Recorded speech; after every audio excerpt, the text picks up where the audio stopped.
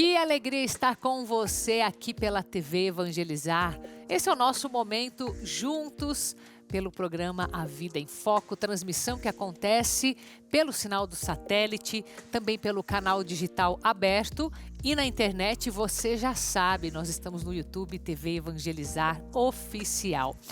Hoje nós temos vários motivos de alegria no nosso coração, até porque no dia de ontem tivemos a canonização de 2 novos santos da nossa Igreja Católica. Daqui a pouquinho nós vamos conversar um pouco sobre isso, mas vou te passar aqui o roteiro geral do que nós vamos ver no programa de hoje. Então, primeiramente, perguntar para você sobre a qualidade do teu sono. Tem muita gente que acorda já com aquela sensação de que precisava dormir mais, de que está cansado. E nós gostaríamos de entender o porquê que isso acontece. Será que aqui existe um caminho que a gente precisa pesquisar mais o que está acontecendo com a nossa saúde? Será que é uma questão de hábitos, do que nós estamos nos alimentando? Então nós vamos ter um profissional para falar deste assunto. Daqui a pouquinho o doutor Adriano Faustino vai tirar as nossas dúvidas.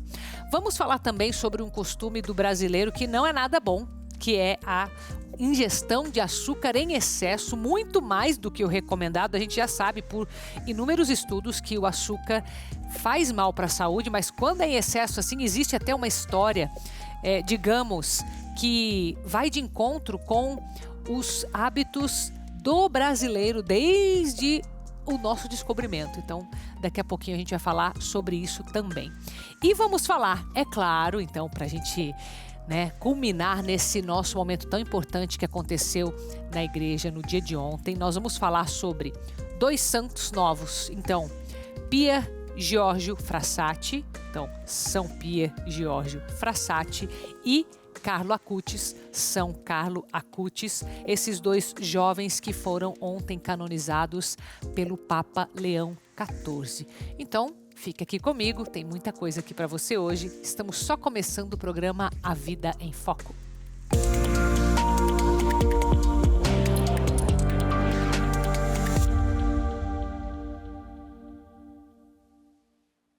E para o nosso dia ficar ainda melhor, hoje também é o dia da Natividade de Nossa Senhora.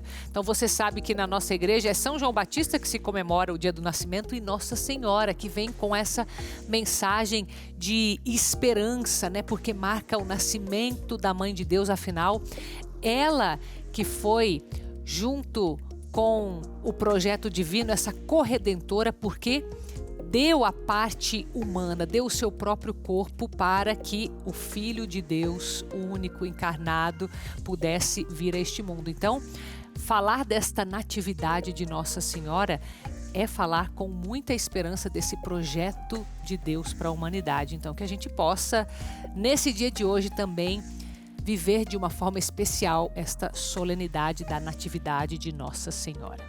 Então vamos lá, agora, com tantas notícias boas, vamos conversar com o Rafael Menegassi Taniguchi. Falei certo, meu querido, seu nome? Seja bem-vindo à TV Evangelizar. Muito obrigado, cara. Eu que agradeço. Falou certinho, viu? É difícil falar meu nome completo. Ah, que legal.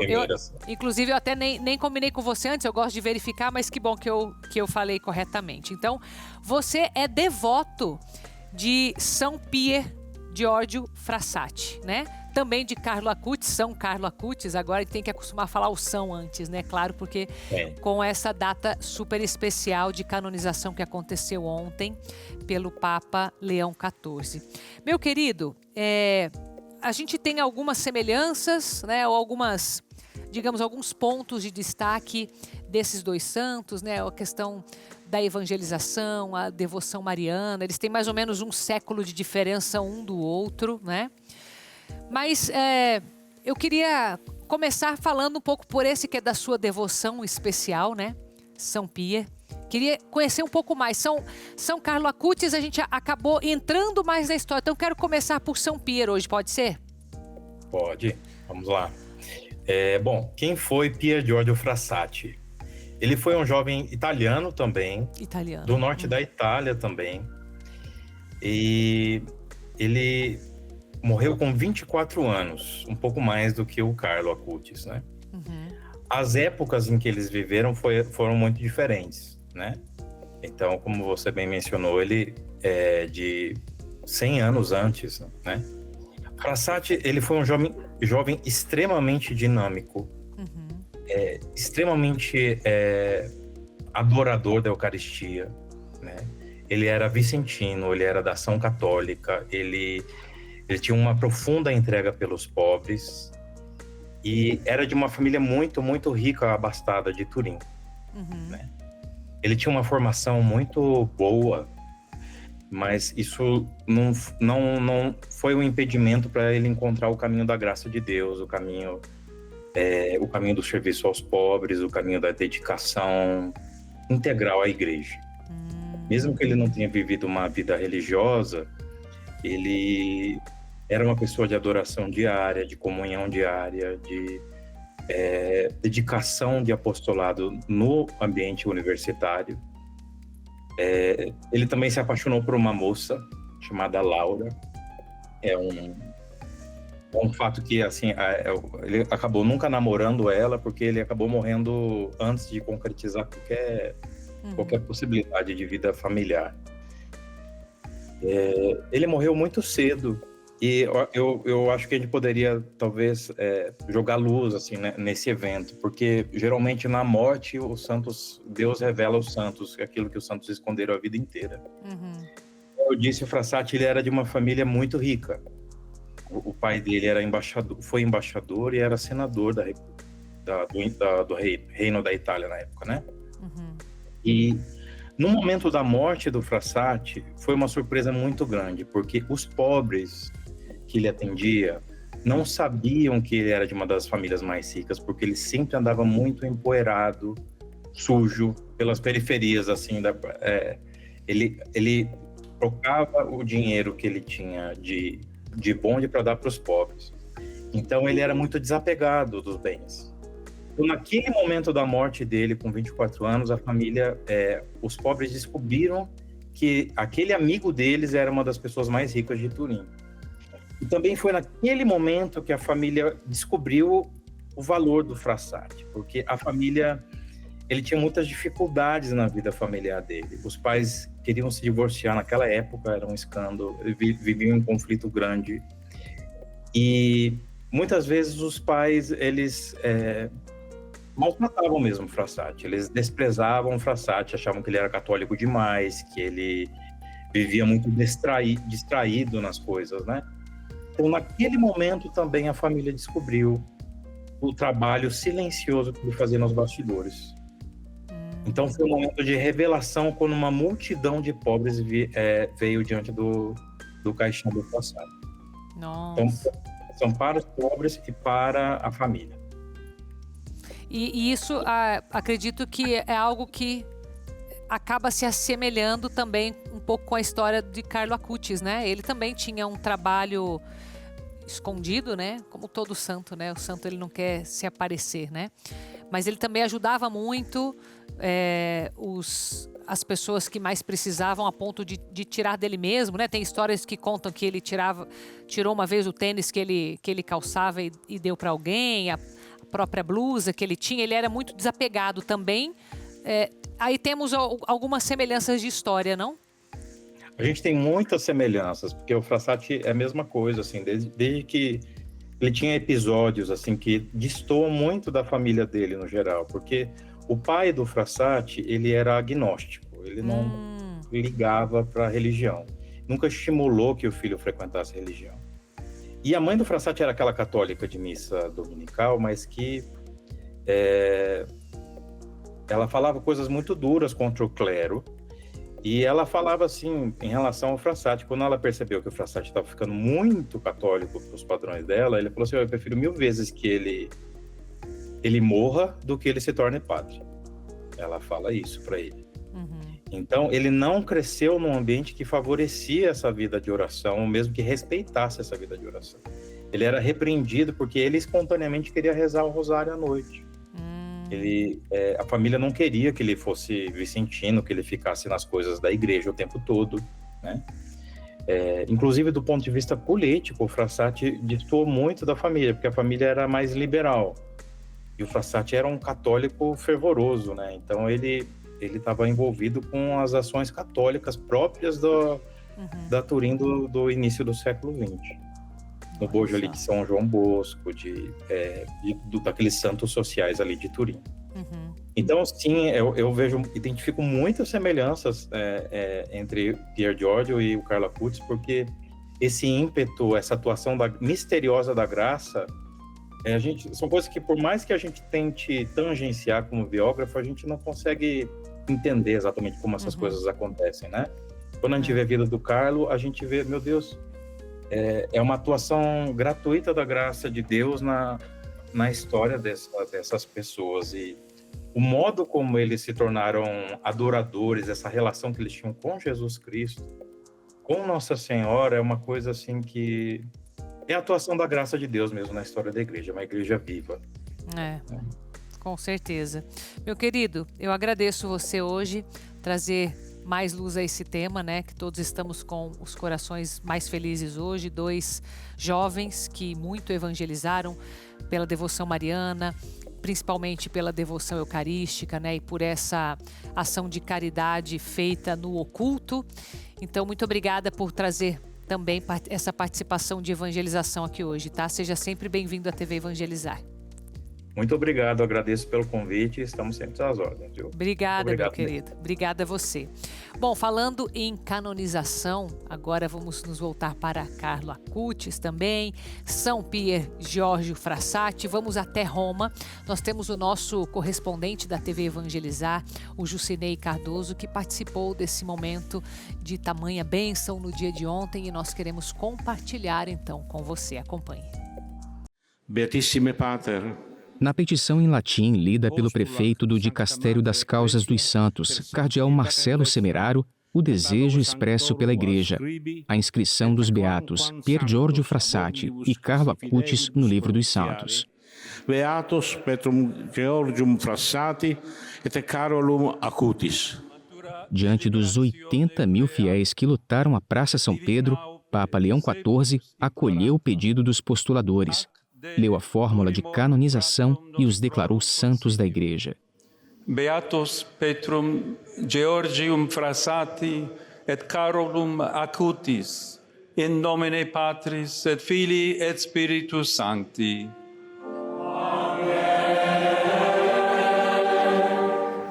Na homilia, Leão usou o exemplo dos 2 jovens para reforçar a mensagem de que não se deve desperdiçar a vida fora do projeto de Deus, mas orientá-la para cima e fazer dela uma obra-prima. Disse que Pier Giorgio encontrou o Senhor através da escola e dos grupos eclesiais, onde deu seu testemunho com a alegria de viver e de ser cristão, e que Acutis teve esse encontro no seio da família. Carlo, da parte sua, ha incontrato Gesù in famiglia. Carlo encontrou Jesus na família graças aos seus pais, Andrea e Antônia, presentes aqui hoje com os 2 irmãos, Francesca e Michele. Depois também na escola e, sobretudo, nos sacramentos celebrados na comunidade paroquial. Assim, cresceu integrando naturalmente nas suas jornadas de criança e adolescente a oração, o desporto, o estudo, a caridade. Preghiera, sport, studio e carità. Nascido em Londres, na Inglaterra, em 1991, Carlos se mudou para Milão, no norte da Itália. Foi lá que o menino descobriu a igreja, o amor por Nossa Senhora, a adoração pela Eucaristia, a habilidade com as tecnologias e o interesse pelas ferramentas digitais levaram o adolescente a usar a internet para evangelizar. O influenciador de Deus, como ficou conhecido, morreu em 2006, com apenas 15 anos, vítima de uma leucemia fulminante. Mas apesar da pouca idade, deixou ao mundo um testemunho valioso.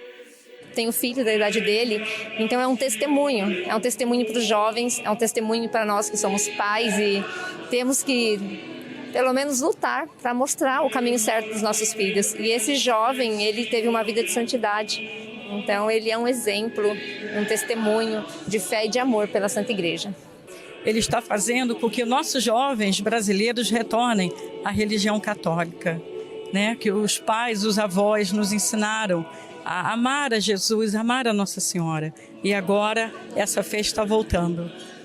O reconhecimento da santidade de Carlo veio a partir de 2 milagres atribuídos à intercessão do jovem.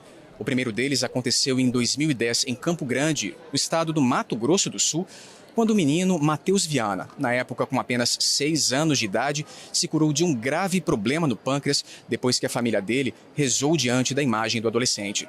O segundo milagre diz respeito ao caso da estudante Valéria Valverde, natural da Costa Rica, que despertou de um coma irreversível depois de um grave acidente de bicicleta. Ela teve uma recuperação inesperada depois que a mãe dela deixou uma carta sobre o túmulo de Carlo pedindo a intercessão dele pela saúde da filha. Durante a celebração, a própria Valéria abriu a oração universal. Pediu que o povo de Deus siga Jesus no caminho da cruz e testemunhe o seu amor. A inclusão de Carlo no Livro dos Santos se concretiza quase 13 anos após a abertura da causa de beatificação e canonização do adolescente. A festa litúrgica dele será em 12 de outubro, mesmo dia em que os brasileiros festejam Nossa Senhora Aparecida. E eles garantem, a festa agora será dupla. A mãe dele é muito devota de Nossa Senhora Aparecida. Eu acho que Nossa Senhora deu uma pulguinha no ouvido de todos os brasileiros. E a gente está apaixonado por Carlos Acutis. E todos nós brasileiros, acho que amamos ele e a família dele. Então, estamos muito felizes de estar aqui hoje. Carlos Acutis tem um pedacinho no Brasil, um pezinho no Brasil, o primeiro milagre dele. Morreu no dia de Nossa Senhora Aparecida, padroeira do Brasil. Está sendo canonizado dia 7 de setembro, dia da independência do Brasil. Não tinha por que não vir, né? Carlos Acutis vai levar muitos jovens para a igreja. Carlos Acutis vai trazer muita mudança, muita esperança para nós. Vamos ter um Brasil bem melhor, veja só. Tinha que estar aqui, não? Carlo é o exemplo mais contemporâneo de que a santidade está ao alcance de todos, como ele mesmo dizia. Um menino dos nossos tempos que falava como um verdadeiro discípulo de Cristo e que, a partir de hoje, entra para a história da Igreja como o primeiro santo da geração milênio.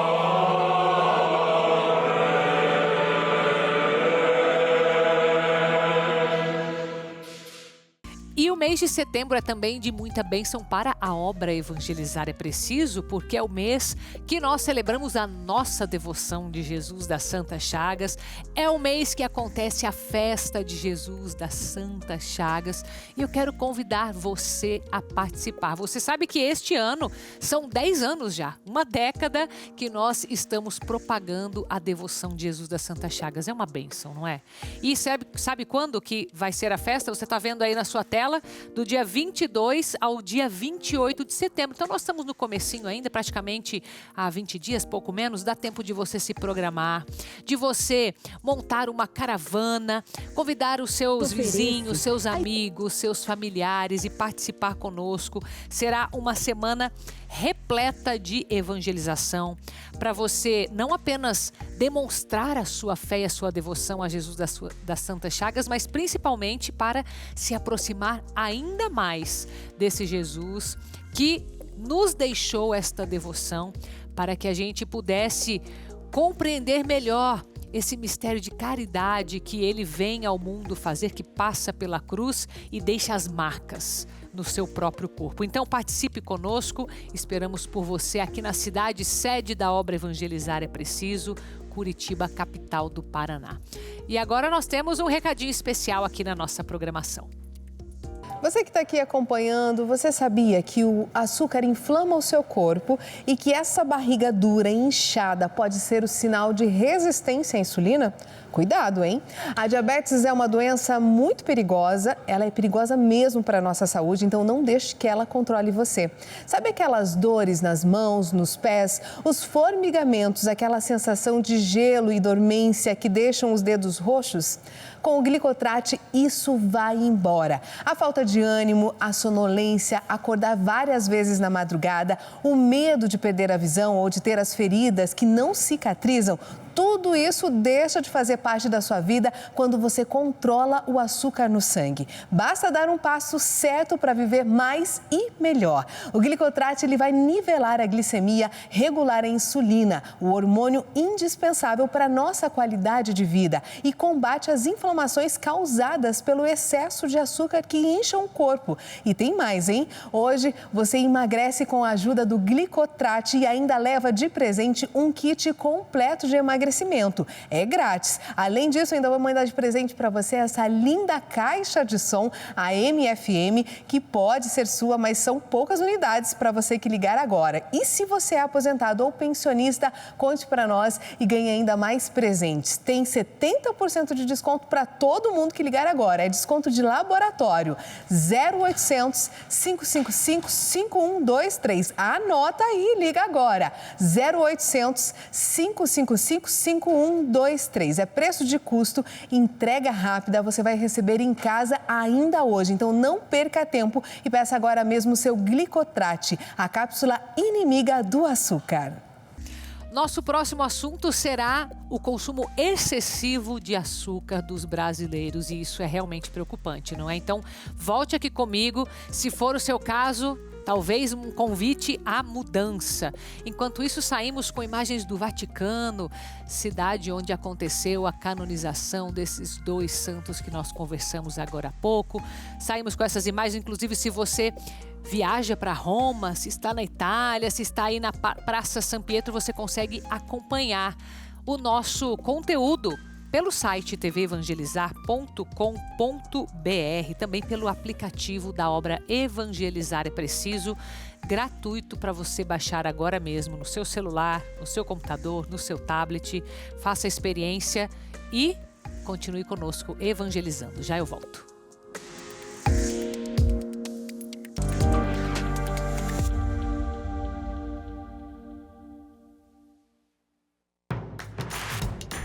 Não perca mais nenhum vídeo da TV Evangelizar. Inscreva-se agora.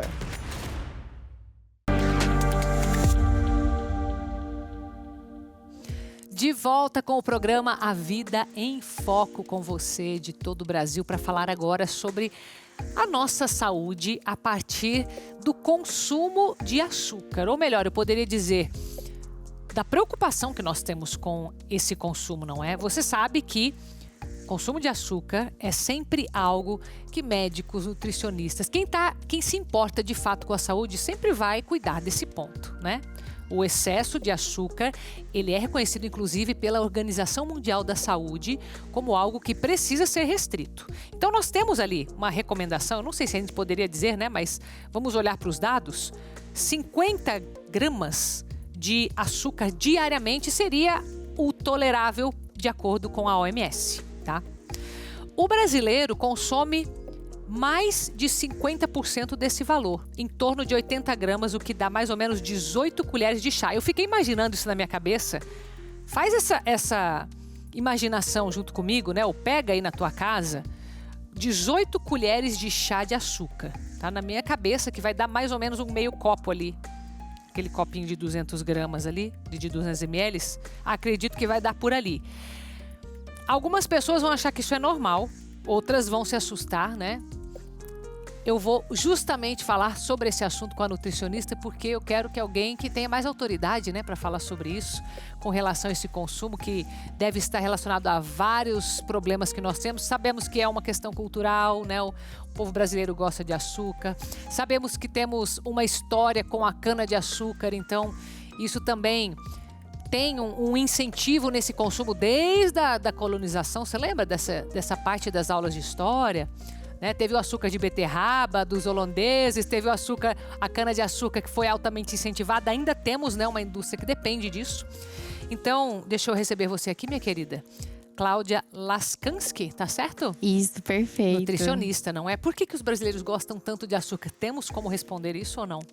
Bom, existem vários fatores, na verdade, que envolvem esse nosso paladar aí refinado para o açúcar, né? Muito tem a ver também com a produção de cana-de-açúcar, que a gente tem em larga escala, né? Então, nós somos os maiores produtores de cana-de-açúcar do mundo. Ou então, seja, assim, isso tem um incentivo nesse consumo, né? Nos alimentos, principalmente, temos o né? excesso no nosso país. Então, isso barateia muito o custo do açúcar. E com isso, a gente utiliza ele muito mais por conta de fazer parte ali da nossa alimentação.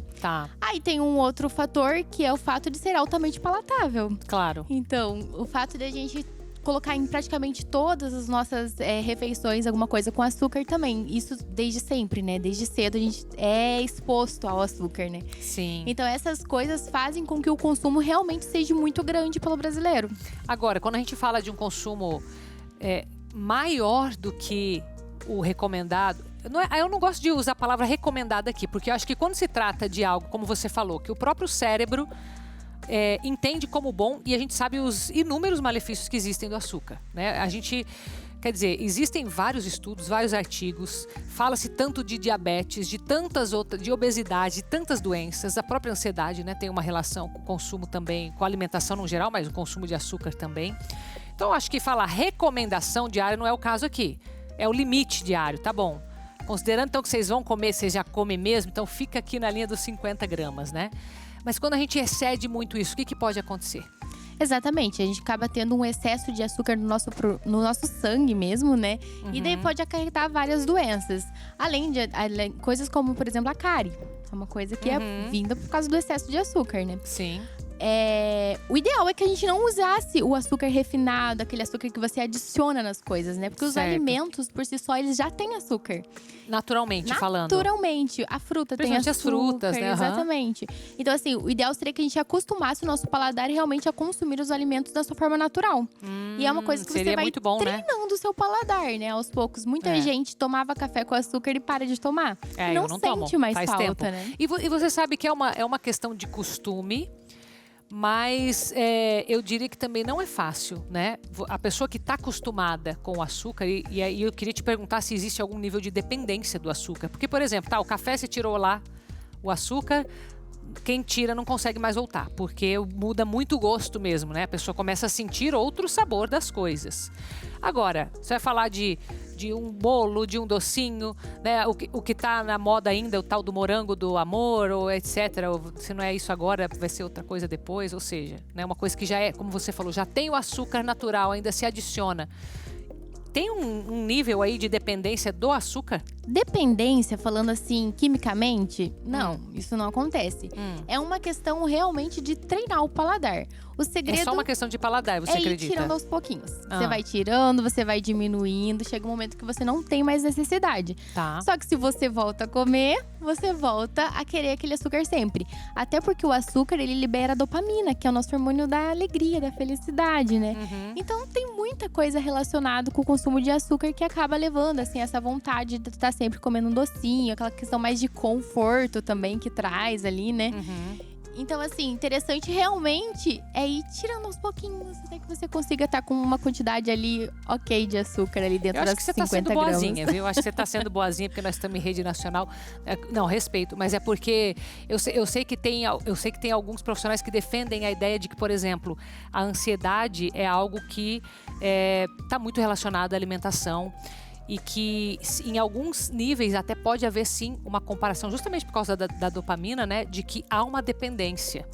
Uma vez eu fiz uma experiência, falei, meu Deus do céu, né? Eu que nunca fui do açúcar, resolvi ficar sem açúcar, mas eu nunca tive o hábito, né? E é interessante como a nossa mente, quando você se define a fazer alguma coisa, parece que ela busca aquilo também, né? Ela te sabota. Seja, parece que tem ali uma sabotagem também, né? Mas voltando aqui um pouco a essa parte cultural agora do brasileiro, né? Eu queria olhar o quanto que essa cultura impacta no consumo do açúcar. Ai, extremamente, porque tudo que a gente faz envolve o açúcar, né? Você recebe uma pessoa na sua casa, o que você já pensa? Ai, vou fazer um bolinho pra receber. Fazer um bolo. Então tem toda essa coisa de carinho, de afeto que tem a ver também. Um ensino também, né? Uma tradição que é passada também da própria família, né? Exatamente, dentro das casas, né? Cada um tem os seus hábitos diferentes, mas todo mundo tem essa coisa com açúcar que realmente traz aquele conforto nos momentos sociais. Agora, para quem quer diminuir, para quem quer tirar, tem alguma dica para conseguir, então, de repente, alguns substitutos? O que você recomenda que a pessoa possa fazer? Olha, você pode estar usando os adoçantes naturais, estévia, xilitol, eritritol, que são adoçantes que não vão estar fazendo mal para o seu organismo. Todos esses são naturais, esses são. Os outros, eles não são naturais, então eles acabam sendo prejudiciais à saúde. Tá. E o ideal mesmo é ir acostumando o paladar com o doce natural das coisas, né? Então, assim, às vezes pegar um café de mais qualidade pra você sentir o sabor do café e tirar o açúcar. Colocar leite no café é uma coisa que vai dar uma adocicada no café. Porque também tem, né? Porque tem a lactose, que é o açúcar do leite. Então, assim, o ideal é que você acostume realmente o seu paladar com o doce natural das coisas. Então, você acha que se a pessoa resolver, sei lá, se ela quiser começar por uma coisa, já vai ajudar. É o ideal. Se você começa pelo chá, pelo café, ou sei lá, né? É o ideal, porque se você resolver tirar tudo de uma vez… Vai ser difícil demais, né? Vai ser muito difícil, você não vai conseguir. Sim, eu imagino. Minha querida, muito obrigada por vir aqui hoje. Muito obrigada a você. Pelas suas dicas. Sempre bem-vinda à TV Evangelizar. Obrigada. Agora nós temos um recadinho para a sua saúde aqui na programação. Acompanhe. Atenção, porque esse recado não é apenas a indicação de um produto de qualidade, e sim uma indicação poderosa para você que sente dores nas articulações. Artrite, artrose, reumatismo, fibromialgia, dores nas pernas, na coluna. Esse recado é para você. As pessoas têm o mau hábito de aprender a conviver com dores e achar isso normal, mas não é não.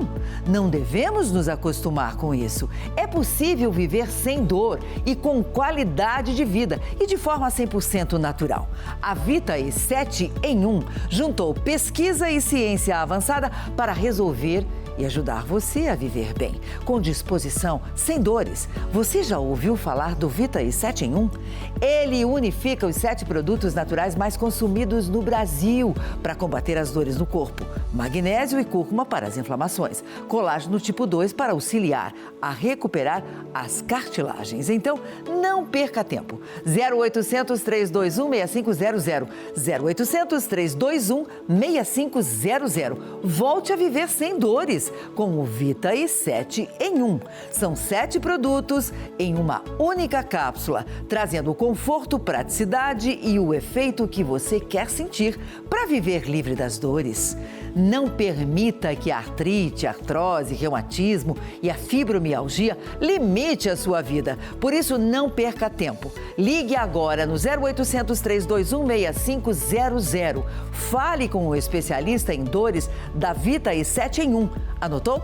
0800 321 6500. E presta atenção, as 100 primeiras pessoas que ligarem agora ganham 70% de desconto e de brinde o Erva de Santa Maria. Esse aqui, ó. Volte a viver sem dor. 0800 321 6500.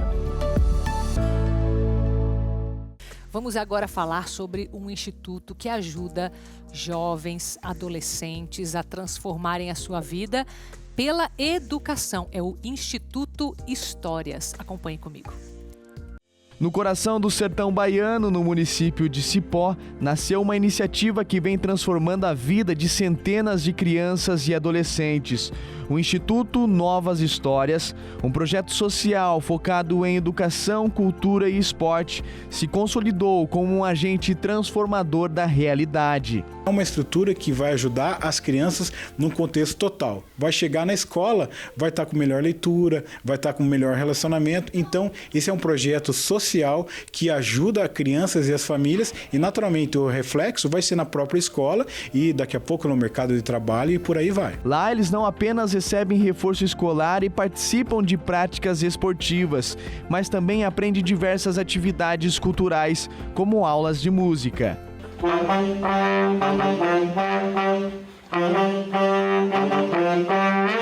Com sucesso no sertão da Bahia, onde atende cerca de 600 crianças, o projeto agora expande horizontes, chegando a Campo Largo, na região metropolitana de Curitiba. Por aqui, a missão é a mesma: transformar a vida das pessoas. Pouquíssimo tempo, os resultados alcançados têm sido maravilhosos assim. Nós temos visto aí, principalmente crianças com crianças especiais, né, que estão sendo desenvolvidas. Temos algumas crianças autistas que estão conosco, e essas crianças a gente tem recebido um feedback das famílias que o relacionamento delas, não só em casa, mas aqui e no colégio lá fora, tem melhorado de uma maneira significativa. O Conexão Campo Largo já começou a atender e oferece as mesmas atividades de Cipó, prometendo transformar a vida de mais de 200 jovens.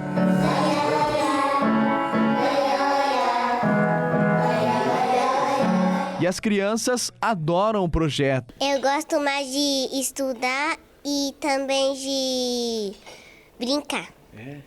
Ver os amigos. Sim. É bacana o projeto aqui? Sim. E agora me conta, você gosta aqui do projeto e o que você mais gosta de fazer? Brincar. Brincar. E você já está na idade de escolher um instrumento. Qual instrumento que você quer aprender a tocar? Piano.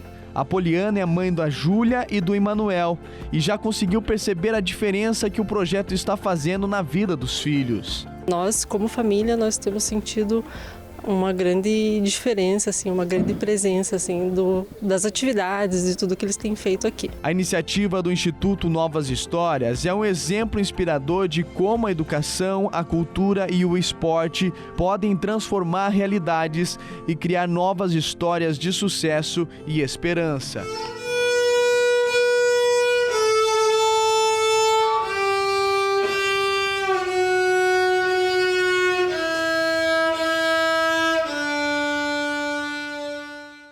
Próximo bloco nós vamos falar sobre o sono. Você que acorda já com a sensação de cansaço. Absurdo isso, né? Mas tem tanta gente que está assim, então nós vamos entender o que pode ser feito para melhorar esta qualidade de sono. Volte aqui comigo, saímos com imagens da capital paranaense, Curitiba. Cidade linda, né? Eu amo. Olha lá, canal 16.1 aberto, nos acompanhando. Cidade que já foi capital do Brasil durante 3 dias. Mas conta, né? Em 1969. O fato ocorreu durante o período da ditadura militar pela localização estratégica da cidade. Já eu volto.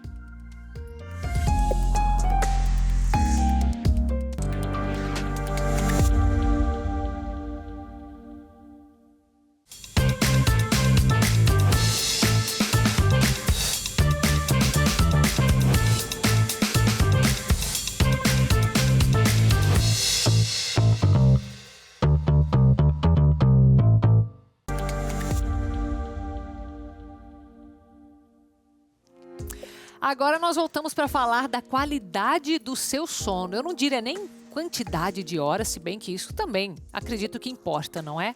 Mas a pergunta que nós vamos buscar resposta agora é: por que tantas pessoas dormem e acordam cansadas? O natural seria dormir uma noite inteira, estou descansado, não é? Então, se isso não está acontecendo, deve haver uma explicação. Melhor do que isso, deve haver algo que precisa ser mudado na nossa forma de viver, talvez. Então, nós convidamos aqui o Dr. Adriano Faustino. Ele é médico especialista em geriatria, nutrologia, também medicina funcional. E ele vai contar pra gente uma história que gira em torno das mitocôndrias. Então eu estou bem curiosa para essa nossa conversa. Quero agradecer, em primeiro lugar, meu querido doutor Adriano, muito obrigada por estar com a gente aqui hoje e trazer um tema que eu acredito que vai falar com muita gente que está nos assistindo agora, no Brasil inteiro. Obrigada, viu? Prazer é todo meu estar aqui para poder trazer conhecimento. Um dos grandes prazeres que eu tenho da vida é não só estudar medicina, como levar esse conhecimento para melhorar a saúde das pessoas. Que alegria, que alegria. Doutor Adriano, fala de onde, meu querido? Belo Horizonte, Watson. Olha só. Se ouvir um pouquinho, já vai perceber. Eu ouvi, eu falei, parece um sotaque mineiro. Nós temos uma audiência maravilhosa no estado de Minas inteiro, Juiz de Fora, Belo Horizonte, tantas cidades. Então, abraço especial para você que é do estado de Minas, está nos acompanhando. Doutor Adriano, vamos começar. Deixa eu ir direto ao ponto, né? Fala para nós o que é que pode ser uma das causas, se é que, né, existe uma resposta só para isso, ou enfim, para que esse cansaço seja imediatamente percebida. A pessoa acorda, ela já está sentindo aquela sensação de que não descansou, às vezes o olho pesado, puxa, tenho que começar o dia e não tem aquela energia. O que está por trás disso? Muito bem. Várias coisas podem estar envolvidas, né? Uma delas é a qualidade do sono, a reparação. A gente tem aquele sono que a gente chama de sono reparador. É aquele sono que a pessoa realmente descansa. Ela acorda mais bem disposta, justamente porque durante a noite de sono ela conseguiu reparar. Né? A gente, durante o sono, a gente tem um processo de reparação celular, inclusive, e recuperar as nossas energias. Isso é um ponto. Além disso, mesmo se a pessoa tiver um sono reparador, mas como você disse aí, ela tiver um mau funcionamento das suas mitocôndrias, que são as organelas intracitoplasmáticas, ou seja, elas estão dentro do citoplasma das células, elas são como se fosse o motor da célula, certo? A bateria da célula, o gerador de energia das células são as mitocôndrias. Se as mitocôndrias não estão funcionando de maneira efetiva, a produção de energia vai cair. Um exemplo que eu dou é como se fosse um carro. O motor do carro é como se fossem as mitocôndrias. Às vezes você pode até ter um tanque cheio de combustível da melhor gasolina, mas se você tiver um problema, por exemplo, na vela de algum das válvulas lá do motor, o motor vai cair em potência, ele vai funcionar, o carro vai andar, mas ele não vai ter o torque. Às vezes, para ele subir um morro, ele pode ter dificuldade. Se tiver muitas pessoas dentro do carro, vai ter mais dificuldade ainda. Então, ou seja, o motor está produzindo energia, mas ele não está produzindo energia no padrão que ele poderia produzir, dentro da sua capacidade. Então, está limitado. É o que acontece, às vezes, com as mitocôndrias. Elas estão funcionando, mas não está no nível adequado. E isso faz com que a gente sinta aquela falta de energia, de disposição que pode acontecer tanto já no começo do dia, como em alguns outros casos ao longo do decorrer do dia. Doutor Adriano, muito interessante essa sua explicação, porque eu não tinha ouvido ainda deste ponto, né? De que pode ser, de fato, uma falha ali nessa liberação de energia. Então, a minha pergunta é a seguinte: como que a gente consegue rastrear se é um problema na mitocôndrias? Isso é possível? Não é possível? Existe um exame para isso? É com base em um diagnóstico mesmo, olhando para a vida dessa pessoa? Como que funciona isso, doutor Adriano? O diagnóstico principal é um diagnóstico que a gente chama de clínico, certo? Existem alguns exames, só que são exames particulares, de preço elevado, que muitas vezes não tem necessidade de serem feitos, tá? Na medicina a gente tem muito isso, apesar de eu gostar muito de exames sofisticados, a gente tem que entender que a medicina ela é feita de anamnese, de um bom exame clínico, de uma boa conversa com o paciente, né? Não é à toa que a palavra diagnóstico, ela vem do grego, que é duas palavras,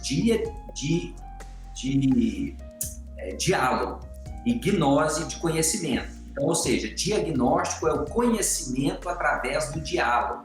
Ou seja, eu vou chegar na conclusão do que o paciente tem, conversando com o paciente, entendendo o estilo de vida dele, a família, como é que ele foi criado, como é que está a alimentação dele, como é que está o sono, como é que está o intestino, tudo isso. Então, muitas vezes, a gente trata a mitocôndria, a gente exclui outras causas de fadiga, né? E fala, olha, o seu quadro é principalmente mitocondrial. Vamos tratar mitocôndrias, que a gente chama isso na medicina de tratamento de prova. Se melhorar, é porque era isso mesmo, certo? Então, a gente consegue fazer isso. Na medicina, a gente tem alguns exames, alguns diagnósticos, igual o lúpus, por exemplo, só de exemplo. É uma doença autoimune, ela tem critérios para você decidir se é ou se não é. Não tem um exame específico para bater o martelo e falar que é lúpus. Nem depressão, por exemplo, né? ou doenças psiquiátricas, ou, por exemplo, Alzheimer também. A gente tem critérios para falar que é, mas não tem um exame que vai dar a certeza que é. Mas aí é o contexto todo do paciente e principalmente o seguinte, você tratou, melhorou, ou seja, era aquilo. né? E na maioria das vezes os pacientes melhoram. Claro, não, faz sentido. O contexto faz todo sentido, né? Até porque, mesmo com o exame na mão, tem que ser avaliado o que mais ele está fazendo, não é? Porque Exatamente. Isso vai fazer parte do diagnóstico, imagino. Então, deixa eu entrar nessa parte aí da resolução do problema agora, que seria, então, ok, essa energia está baixa e o senhor falou, dá para a gente até começar a tratar para ver se aquilo ali vai responder. Isso tem a ver com hábitos? Vai ser uma mudança de hábitos, que a gente sabe que isso também na medicina é muito importante, ou existe algum outro tipo de tratamento que também é utilizado nesse caso? Sim, na verdade é um conjunto de abordagens que tem que ser feitas em conjunto para a gente ver o resultado. Uma delas, né, é o estilo de vida, é a alimentação, é o próprio sono, mas existem outras, por exemplo, que a gente sabe que vai melhorar, como exemplo, suplementações que melhoram as mitocôndrias. Então a gente tem suplementos, substâncias naturais, certo? Eu falo que eu gosto de fazer muita medicina de Deus, porque eu uso a farmácia de Deus. Por quê? Porque são substâncias que foi Deus que inventou, não foi a indústria farmacêutica, certo? Remédios, inclusive, têm o seu valor, mas a gente tem que procurar sempre usar substâncias mais naturais, e a gente consegue estimular mitocôndrias com substâncias naturais. O próprio magnésio, alguma reposição de vitaminas, a gente tem algumas substâncias naturais que são naturalmente estimuladoras da mitocôndria, como a coenzima Q10, que é produzida pelo nosso corpo. Então, ou seja, a suplementação dessas substâncias, juntamente com um estilo de vida adequado, e aí, estilo de vida entra atividade física, por exemplo, que estimula a mitocôndria, um sono, né, de qualidade, que seja reparador, uma alimentação saudável, que realmente supra as necessidades de micronutrientes do nosso corpo. Isso tudo feito em conjunto, a gente consegue atingir o objetivo. Eu gosto muito de frisar isso, porque às vezes não necessariamente fazer uma atitude só muito bem feita, mas negligenciar outras, muitas vezes pode não dar resultado algum ou dar um resultado bem menor do que o esperado, porque tudo não foi feito. Eu brinco como se fosse, faço analogia, como se você fazer um bolo. Você pega vários ingredientes, se faltar o fermento, que é uma colherinha só de fermento que você tinha que colocar lá e não colocou, o bolo sai ruim. Então, ou seja, o que vai fazendo o resultado final ser o melhor possível é a utilização de todos os ingredientes, todas as medidas, nas concentrações certas, nas medidas certas, da melhor qualidade. Isso vai fazer o resultado final ser o melhor possível. Com certeza. Olha, muito boa a nossa conversa, doutor Adriano. Bem didática a tua explicação, então agradeço mais uma vez o senhor ter encaixado aí na tua rotina também, que eu sei que é bem ocupada. Obrigado por estar aqui com a gente, né? E um abraço para quem está nos assistindo aí de Belo Horizonte, né? Para quem está no estado de Minas Gerais. Seja sempre bem-vindo, doutor Adriano. Muito obrigada. Prazer foi todo meu. Um abraço aí para todos os que estão nos acompanhando, não só de Minas, meus companheiros de Minas, mas de todo o Brasil. E me coloco à disposição, sempre que puder ajudar, é um prazer imenso. Muito obrigado. Muito obrigada, Deus abençoe. A gente vai continuar falando sobre saúde. Separamos para você aqui esse vídeo que vai falar mais sobre a fibrose cística em termos de sintomas e tratamentos. Acompanhe comigo.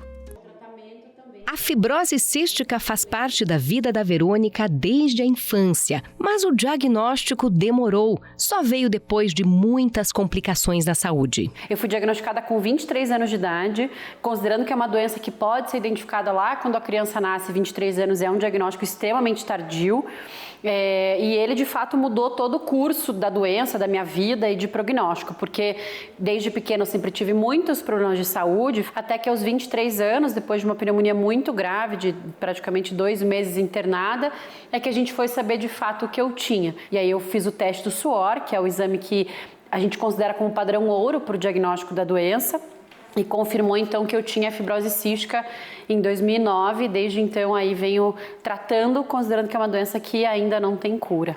A fibrose cística é uma doença genética que causa desequilíbrio na concentração de cloro e sódio nas células que produzem secreções do corpo, como, por exemplo, muco e suor. Por conta disso, vários órgãos são afetados. Produz em torno de até 60 vezes mais muco, mais espesso. O problema também está que é um muco bem espesso e ele acaba se grudando no pulmão, consequentemente, vários problemas respiratórios, pneumonia, e no sistema digestivo ele se gruda na parede do intestino. Aí a absorção dos nutrientes fica bem difícil, né? E a Verônica não está sozinha. Apesar de ser uma condição rara, a fibrose cística afeta 70 mil pessoas no mundo, 6 mil só no Brasil.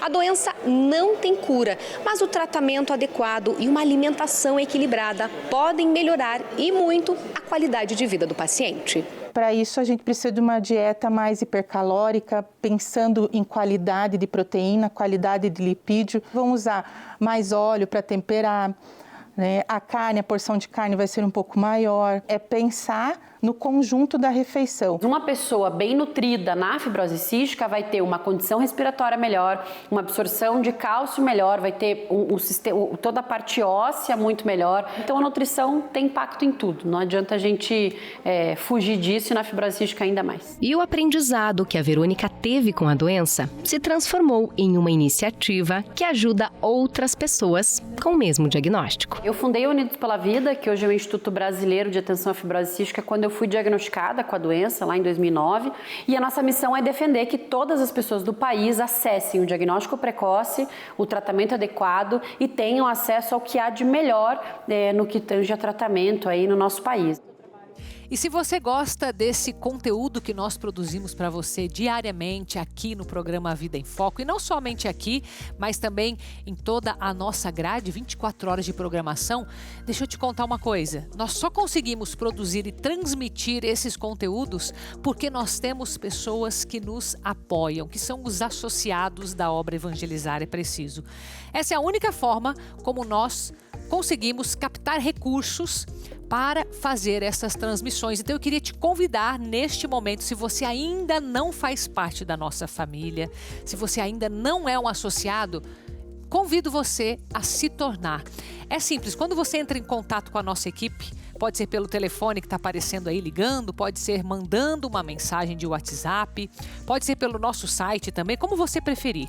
Eles vão fazer um cadastro com alguns dados seus, porque com esse cadastro você vai receber mensalmente um boleto que vem zerado. Inclusive eu explico que nós não colocamos nenhum valor porque é você quem vai determinar quanto você quer e pode nos ajudar.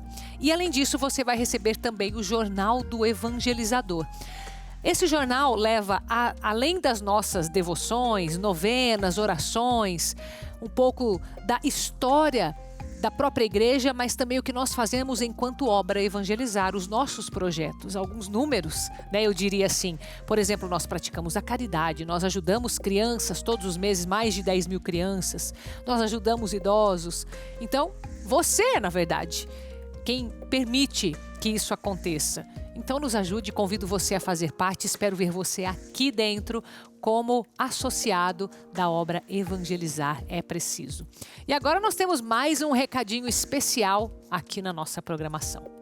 Presta atenção, se você ainda não trocou seu colchão, agora é a hora! Conhece alguém que possui problemas sérios de coluna? Hérnia de disco, bico de papagaio? Alguém que sofre com artrite, artrose, que sofre com insônia, acorda bem cansado ou sempre cansado? Tem coisa errada, né?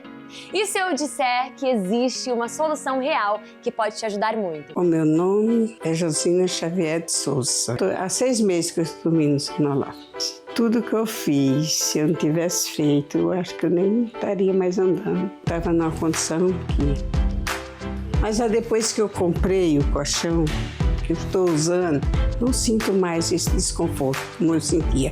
Sentia muita dor, muita. Nossa, não aguentava nem andar. Olha, gente, vocês que estão em dúvida, pode comprar, que faz muito bem para a saúde. Viu só? Aprovado por médicos e especialistas, o colchão da Sonolife é indicado para você que sofre com dores nas costas, bico de papagaio, problemas de circulação, insônia e acorda cansada todos os dias. São 20 tipos de massagens e 11 tecnologias poderosas que vão te abraçar. A Sonolife também conta com tecido com tratamento zero bactéria e a exclusiva espuma Protex com densidade progressiva que ajudará a alinhar sua coluna e a sua postura de maneira natural. Acordar renovado todos os dias, sem dores e com disposição para aproveitar. Ai, gente, isso não tem preço.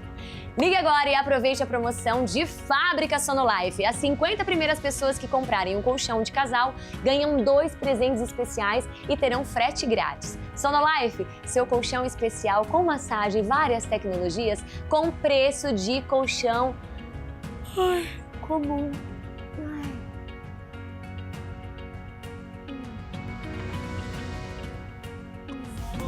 É pura satisfação. Não espere mais, ligue agora.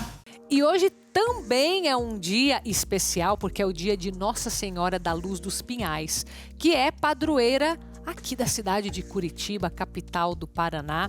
Na verdade, essa devoção, olha, tem uma história interessante, ela foi aprovada pela Santa Sé em 1995, olha, é recente, né? Foi aprovada pelo decreto do Papa São João Paulo II. E a própria cidade de Curitiba, que tem como padroeira Nossa Senhora da Luz dos Pinhais, é uma das poucas cidades que tem como padroeira esse título que foi aprovado por um Papa. Acompanhe comigo esse VT. Nossa Senhora da Luz dos Pinhais, padroeira de Curitiba. Uma devoção que começou em Portugal no século XV e teve início na capital paranaense em meados do século XVII, quando os primeiros habitantes chegaram à cidade à procura de um local para construir uma vila. Traziam com eles uma imagem da santa. Foi pedido para um dos caciques, um dos indígenas que aqui moravam, que indicassem qual seria o melhor local para a construção desta vila. E também conta a história que a imagem de Nossa Senhora da Luz, ela sempre, de manhã cedo, amanhecia voltada para a região que hoje é a Praça Tiradentes de Curitiba. Os colonizadores então se mudaram para o local e construíram uma capela dedicada à santa, onde hoje é a Catedral Basílica de Curitiba. O título dos Pinhais tem relação com o que eles encontraram por aqui. Em Curitiba, ela recebeu assim, um adjetivo a mais, que é dos pinhais, devido ao próprio nome Coritiba, né, dos muitos pinheiros, né, dos pinheirais ou das araucárias, né? Então, em Curitiba, um título próprio da cidade, desta região, esse título de Nossa Senhora da Luz dos Pinhais. E é claro que no dia dela não faltaram homenagens. Os sinos da catedral ressoaram ao meio-dia. E é claro que nós teremos uma Santa Missa solene especial no dia de hoje, já que é o dia da padroeira de Curitiba, Nossa Senhora da Luz dos Pinhais, no mesmo local que você já viu ali no vídeo, né, onde surgiu a primeira capela, que será na Catedral. Então, daqui a pouquinho, aqui na nossa programação, você acompanha a Santa Missa em honra a Nossa Senhora da Luz dos Pinhais, às 5h30 da tarde. Também pode acompanhar, além aqui do nosso canal aberto, pelo YouTube TV Evangelizar Oficial. E logo mais teremos também Noite de Louvor. Você sabe que toda segunda-feira nós temos o nosso encontro, nosso grupo nacional de oração que acontece aqui reunido no Anfiteatro Jesus das Santas Chagas e espalhado por todo o Brasil pelas ondas da TV Evangelizar. Então convido você a participar com a gente também da Noite de Louvor. Nós estamos neste combate espiritual com São Miguel Arcanjo. São 10 noites de combate espiritual. Você não vai perder hoje, não é? Então nós vamos receber aqui o Padre Pierre, que estará conosco logo mais às 7 da noite. Então, antes disso, acompanhe a Santa Missa, acompanhe a nossa programação. E nós nos encontramos amanhã aqui na TV Evangelizar, logo depois do Terço de Jesus das Santas Chagas. Fique com Deus.